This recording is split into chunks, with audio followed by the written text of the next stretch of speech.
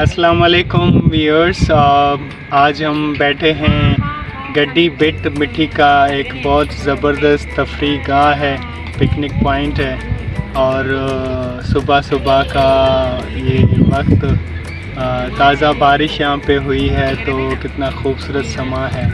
और खूबसूरत इस समा में हमारे साथ खूबसूरत लोग भी हैं और जिनकी मोहब्बत और जिनकी शफ़क़त से हम मानूस हो रहे हैं।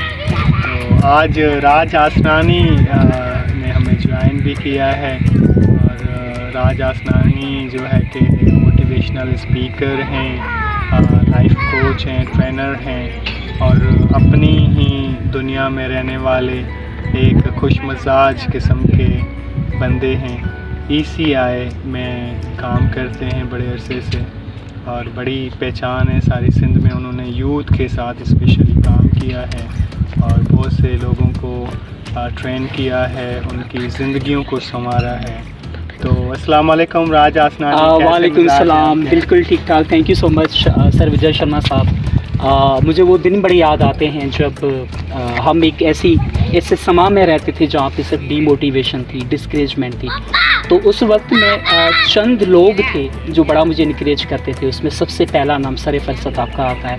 I remember the 2012 when we start the journey from the VNG and you also encouraged to me and also appreciate to me and given a platform.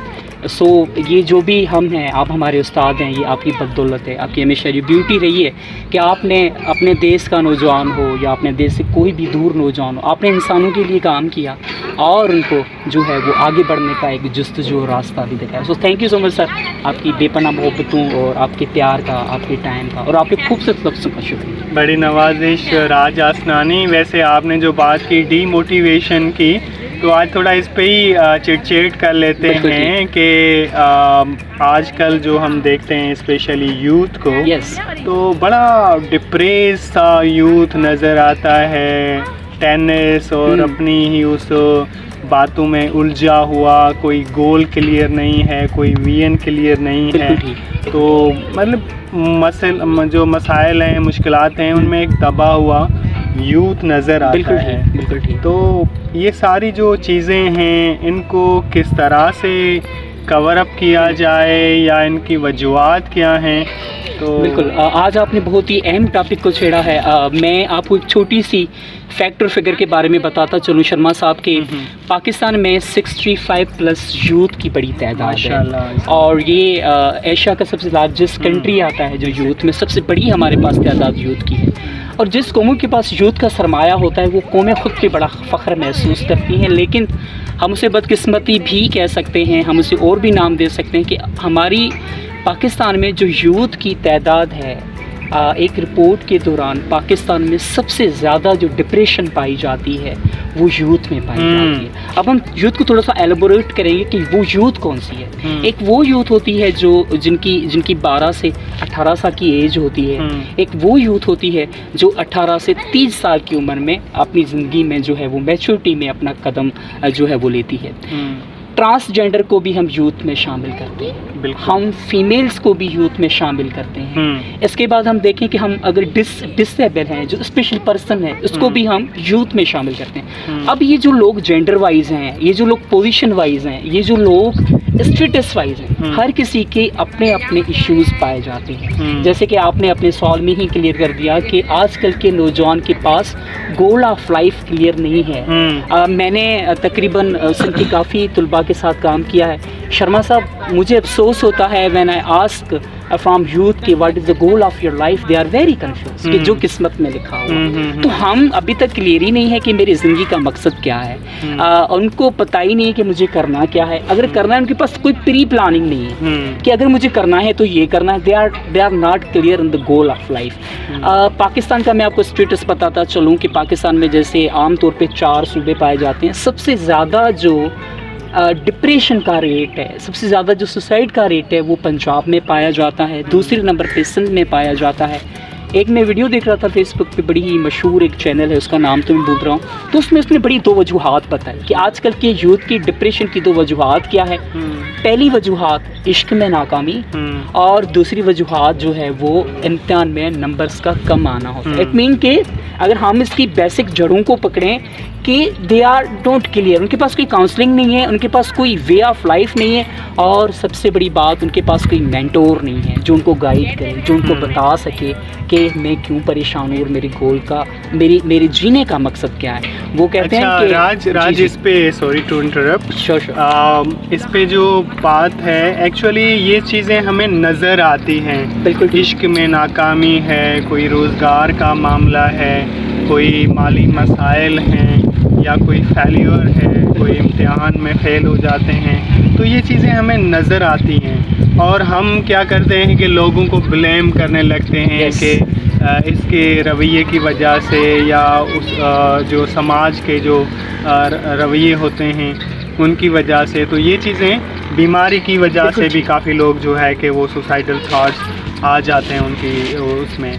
लेकिन ये सारी चीज़ें जो है ना ज़ाहिरन नज़र आती हैं। एक्चुअली डिप्रेशन या टेंशन या अगर सुसाइडल थॉट्स आते हैं तो मेरी जो अंडरस्टैंडिंग ये है कि अगर किसी की जहन में सुसाइडल थॉट्स आते हैं या वो डिप्रेशन फील करता है तो उसका ज़िम्मेदार वो खुद है, बिल्कुल ठीक, कोई और नहीं है, क्योंकि वो एजुकेटेड नहीं है, वो अवेयर नहीं है, उसको पता ही नहीं है कि ये डिप्रेशन एक फिज़िकली मेंटली एक बीमारी है, एक डिज़ीज़ है, जिसको सोसाइटी में एक्सेप्ट ही नहीं किया गया है।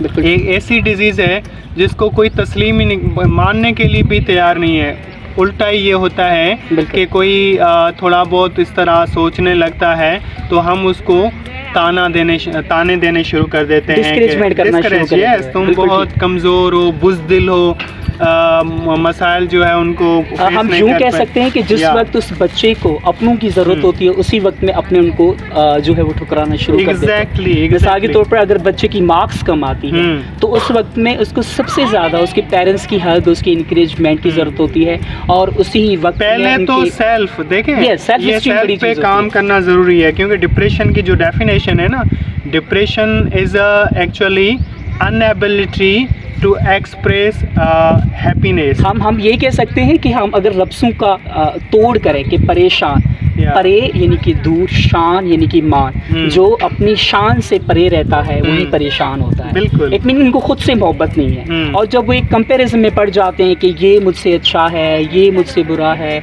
मैं इनसे आगे निकलूंगा, कि हम एक अजीब सी कंफ्यूजन में पड़ जाते हैं, कंपेयर करने लगते हैं खुद को, खुद से मोहब्बत नहीं करते, खुद के वजूद पे, खुद के स्किल्स पे कॉन्फिडेंस नहीं होता, और तभी हम जो है वो सेल्फ कॉन्फिडेंस खो देते हैं, और इसी सेल्फ कॉन्फिडेंस के खोने में हम डिप्रेशन का शिकार होते हैं। यानी कि परे, यानी कि अपनी शान से परे, अपने आप से मोहब्बत न करना ही सबसे बड़ा शायद थॉट्स पे काम करने की ज़रूरत है। एक रोमन फिलोसोफर का कोट है कि the quality of your life depends upon the quality of your thoughts. बिल्कुल ठीक, कि आपके थॉट्स की क्वालिटी क्या है, आप किस तरह से चीज़ों को ले रहे हो, किस तरह से महसूस कर रहे हो। तो self motivation, self education, self awareness बहुत ज़रूरी है। शर्मा साहब, एक सवाल जहन में आ रहा है कि यहाँ पे डिप्रेशन के 3 मखसूस इक़साम पाए जाते हैं हमारे यहाँ। एक नेचुरल होता है, मिसाल के तौर पर किसी की डेथ हो जाना, किसी अपने की डेथ हो जाना, नेचुरली किसी नेचुरल डिज़ास्टर में आपके घर का खो जाना, आपके अपनों का खो जाना, या कारोबार में सबसे ज़्यादा नुकसान आना। रिसर्च कहती है कि इंसान के पास 3% जो डिप्रेशन होता है, जो स्टेट्स होता है, वो 3% नेचुरली होता है, बाकी 97% वो खुद पैदा कर रहा होता है। मिसाल के तौर पर मेरी बहुत ज़्यादा किसी में एक्सपेक्टेशन है और मैं उस एक्सपेक्टेशन को पूरा नहीं कर पा रहा, या वो मेरी एक्सपेक्टेशन को पूरा नहीं कर पा रहा, इट मीन कि मैंने खुद को डिप्रेशन में डाल दिया। ऐसा है? बिल्कुल, एग्जैक्टली ऐसा ही है। हम जब चीज़ों को जो है ना बहुत ज़्यादा उस पर अटेंशन देना शुरू करते हैं, ये होता है ना, एक इसमें होता है इंसोम्निया, लेकिन आपको बहुत ज़्यादा नींद आने लगती है, बिल्कुल। ठीक है, बहुत ज़्यादा नींद आने लगती है या आपको नींद आने ही नहीं लगती बिल्कुल भी। ये इनके सिम्टम्स हैं अगर हम कहें तो कि एग्जैक्टली ये सिम्टम्स हैं। आप बहुत ज़्यादा किसी चीज़ पे सोचते हो बिल्कुल तो ठीक है। आपको या तो नींद आती नहीं है, आप सारा दिन अच्छा, इसमें बड़ी मज़ेदार सिम्टम्स जहाँ तक हमने स्टडी की है, जब आप डिप्रेशन का शिकार होते हैं तो कुछ चीज़ें आपको बड़ा ही तंग करने लगती है। जैसे कि आपने पहले बताया कि नींद का ना आना या बेवक्ती नींद का आना।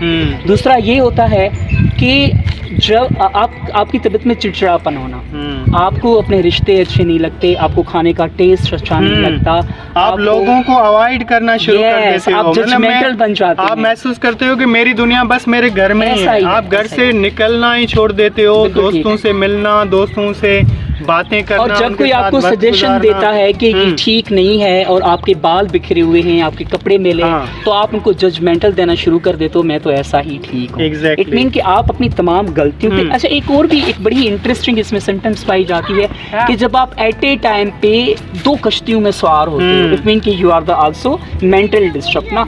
आपको अपना घर अच्छा नहीं लगता, आपको अपने रिश्ते अच्छे नहीं लगते, आपकी तबीयत में चिड़चिड़ापन आता है, आपको अपनी जगहों पे रखी हुई चीज़ें अच्छी नहीं लगती, आप एक चीज़ अगर रखते हैं तो दूसरी चीज़ को फ़ौरन भूल जाते हैं। तो ये छोटी छोटी सिम्टम्स होते हैं जो आपको डिप्रेशन की तरफ ले जाते हैं। अगर उनको प्रॉपर तरीके से मैनेज नहीं किया तो वो बहुत का सबब बन सकती है। थोड़ा सा शर्मा साहब समझते हैं कि टाइम बड़ा जो है वो हो गया है, मुझे बताएं कि ये तमाम सिम्टम्स हैं, अब उनको मैनेज कैसे किया जाए, कि वो कौन सी तमाम एहतियाती तदाबीर हैं, वो कौन सी तमाम चीज़ें हैं जिस तहत हम इस तमाम चीज़ों को जो है वो मैनेज कर सकते हैं और अपनी ज़िंदगी से खूबसूरत तरीके से प्यार कर सकते हैं। पहली बात तो ये है राज, देखें बहुत सी चीज़ें हैं जिनसे जो है कि हमारा जो यूथ है स्पेशली वो अवेयर ही नहीं है। बिल्कुल। पहले तो जितना ज़्यादा हम अवेयरनेस फैलाएं, एजुकेशन फैलाएं, उन तक ये बातें पहुँचाएं, क्योंकि मुझे इवन मैंने भी स्टडी की, मैं तो ये समझता था कि यार ये कोई इश्क में नाकामी, कोई फेलियर या ये वजह हो सकती है और मेंटली कोई डिस्टर्बेंस की वजह, लेकिन फिज़िकली भी काफ़ी इसके रीजंस हैं। जैसे अगर किसी का सिर्फ मैदा ख़राब होता है ना, तो उसमें भी बड़ा वो डिप्रेशन में चला जाता है बंदा। बिल्कुल ठीक। तो ये मतलब आपके मैदे का, स्टोमक का इशू है, वो उसका डायरेक्ट जो है इंटरकनेक्ट। अगर हम करंटली बात करें कोरोना को, जैसे ही किसी को पता चलता है वो फौरन ही डिप्रेशन में चला जाता है। बिल्कुल, ये पैनिक सिचुएशन मीन्स आप जो है कि कहते हैं ना, जैसे हम ड्रग एडिक्टेड होते हैं तो लोग पेन एडिक्टेड हो गए हैं, वो गमगीन गाने सुनने लगते हैं जब कोई थोड़ा बहुत रिलैक्सेशन फील करते हैं। तो ये एक बहुत बड़ी बीमारी है कि मतलब उसमें सोशल मीडिया का भी आप देखें बड़ा रोल बनता है। वैसे तो बड़ा पॉजिटिव है, लेकिन तो हम सेल्फ चीज़ें जो है उसको किस तरीके से मैनेज करें, जैसे आपने स्पिरिचुअलिटी पे बड़ा काम किया है, तो how we can strong ourself. हम सबको मिलकर कोशिश करना पड़ेगी। जैसे मैंने कहा कि सोशल मीडिया ढूंढ के वो जैसे बुरी खबरें, सनसनीखेज, खौफ वाली खबरें और इवन हमारे पास भी पहुंचती है, तो हम तब तक जो है कि वो सुख का सांस नहीं लेते जब तक 20-25 हम इसको अगर सिंपल लफ्ज़ों में मीडिया प्रोडक्शन का है कि हमें सेंस ही नहीं है कि how to use a media, जो चीज़ देखी वो शेयर कर ली, हम जानते नहीं इनके असरात क्या होंगे, पर्सनल बंदे की ज़िंदगी पर असरात क्या होंगे। मीडिया प्रोडक्शन की हमारी यूथ में कमी है और यूथ को चाहिए कि अपनी फिज़िकल अपीयरेंस पे बड़ा काम करें, खुद को मोटिवेट करें। They don't care about people. वो कहते हैं शर्मा साहब, अच्छे हैं बुरे हैं हम खुद के लिए हैं, हम खुद को नहीं देखते औरों की नज़रों से। जब कोई रिजेक्शन करता है आपकी, जब आपको कोई रिजेक्ट करता है तो खुद को इनकरेज करें, मोटिवेट करें। वो कहते हैं कि हमें इसका गम नहीं कि हमें मंजिल ना मिली, हमें इसका गम नहीं कि हमें मंजिल ना मिली, पछताएगी वो मंजिल जिसको हम ना मिले। ख़ुद को इतना पावरफुल करें, ख़ुद को इतना एम्पावर करें कि अगर आप किसी को नहीं मिलते, डोंट वरी कि वो पछताएगा, उसने खूबसूरत हीरा। एक शेर मुझे भी याद आ रहा था कि इस दुनिया की तरक्की के अंदाज निराले हैं। क्या कहने, इस दुनिया की तरक्की के अंदाज निराले हैं, दिमागों में अंधेरे हैं, रोडों पे उजाले हैं। दिमागों पे अंधेरे पे बात आ गई। वो कहते हैं कि नेक ने नेक और बद ने बद जाना मुझे, नेक ने नेक और बद ने बद जाना मुझे, जिसकी जितनी औकात थी उसने उतना ही पहचाना मुझे। इट मीन कि जब आप ख़ुद पॉजिटिव हैं, जब आपके आसपास में लोग पॉजिटिव हैं, जब आपकी ज़िंदगी में पॉजिटिव वेव्स आ रहे हैं, आप नेचर से प्यार करना शुरू करते हैं, ख़ुद से प्यार करना शुरू करते हैं, ख़ुद के रिश्तों से प्यार करना शुरू करते हैं, खाते वक्त खाने में टेस्ट को तलाश करना, नहाते वक्त खूबसूरत पानी के एहसास को तलाश करना, छोटी छोटी खुशियों को सेलिब्रेट करने में ही आपका डिप्रेशन जो है वो मैनेज हो जाता है। आज के इस सेशन के साथ विजय शर्मा जो कि लाइफ कोच और लाइफ ट्रेनर के साथ एक बेहतरीन मोटिवेशनल स्पीकर हैं, और मैं राज आसनन। उम्मीद करते हैं कि ये वीडियो आपको ज़रूर पसंद आएगी। हमें सजेस्ट कीजिएगा कि किस किस्म की चीज़ें आपकी लाइफ में आपको बहुत ज़्यादा डिप्रेशन का सबब बन रही हैं। अपने और अपने प्यारों का ख्याल रखें, जितना हो सके पॉजिटिविटी और ख़ूबसूरती को फैलाएं, और कोशिश करें कि आपकी ज़ात से, आपकी ज़िंदगी से कभी किसी को कोई रंज हो गम ना हो। Thank you so much.